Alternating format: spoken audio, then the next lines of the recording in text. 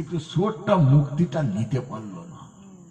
খাবো সে আচ্ছা, মরবো, নরক যন্ত্রণা ভোগ করবো, মুক্তি নেব না।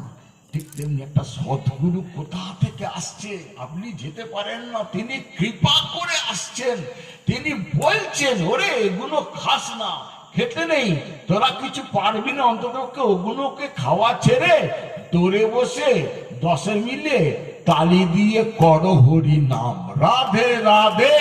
মানুষ বলছে যে মোবাইল ঘাঁটবো, গোবর সেপ্টিপিন বেড কাজ ভাঙা খাবো, কিন্তু হরি নাম করবো না।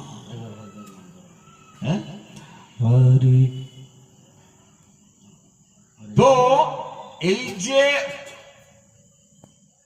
অপরাধী হলো বৈষ্ণব চরণে চিত্রকেতু, সে কেমন করে অসুর হয়ে জন্মাচ্ছে দ্বিতীয় পর্ব শুনবো। ততক্ষণ 10-15 মিনিট হরিনাম হোক, কালকের মতো